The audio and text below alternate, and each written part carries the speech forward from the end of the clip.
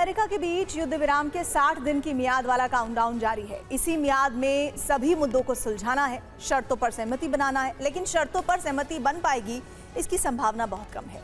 America और Iran से सहमति के मुद्दों पर लगातार बयान जारी हो रहे हैं और चौंकाने वाली बात यह है कि इन बयानों में विरोधाभास टकराव को जन्म दे रहा है और टकराव के खत्म होने की उम्मीद बंद थी। इसके पहले ही इजराइल ने अपनी शर्तों से एक ऐसा व्यूह बना दिया जो अरब में अंतहीन जंग की शुरुआत का संकेत बन गया।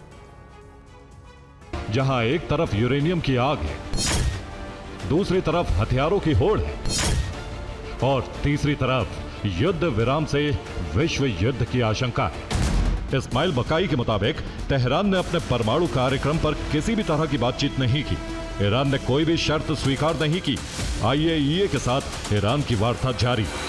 न तो ईरान जीरो यूरेनियम संवर्धन पर सहमत है, न ही किसी को हथियारों की जांच की अनुमति देगा। यहां तक कि आईएईए के इंस्पेक्टरों को भी नहीं आने देगा। डील अगर शर्तों में उलझी तो 60 की मियाद खत्म होते ही सबसे ज्यादा खतरे में होंगे अरब के वो देश जिनका इस युद्ध में हित मारा जा रहा है। ये देश हैं सऊदी अरब, यूएई, कतर, कुवैत, बहरीन और ओमान। अगर स्थिति सामान्य नहीं हुई तो इनका तेल और गैस का उत्पादन फिर प्रभावित होगा। इनका तेल और गैस का निर्यात फिर रुक जाएगा।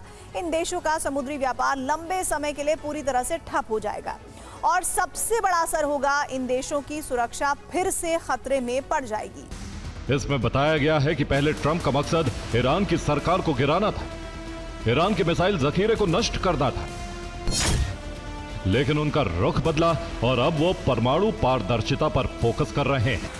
सीज फायर की डील ने इजराइल का विस्तार कार्यक्रम सीमित कर दिया, लेबनान से वापसी का दबाव बढ़ा दिया, नेतन्याहू को महत्वाकांक्षा की जाल में फंसा दिया। अगर युद्ध का संकट नहीं टला तो सिर्फ अरब देश ही नहीं, इस संकट में दुनिया के वो देश भी फंस जाएंगे जो अरब क्षेत्र से सबसे ज्यादा आयात करते हैं। इनमें यूरोपीय देश प्रमुख रूप से शामिल हैं।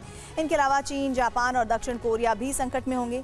इन देशों के लिए आयात करना सिर्फ मुश्किल नहीं होगा बल्कि तेल खरीदना भी मुश्किल हो जाएगा। वैकल्पिक रास्ता बहुत महंगा साबित होगा। नतीजा ये होगा कि इन बड़े आयातक देशों में महंगाई आसमान छूने लगेगी और अगर ये युद्ध अंतहीन हो गया तो फिर मुमकिन है कि इन देशों को भी युद्ध का रास्ता चुनना पड़ जाए।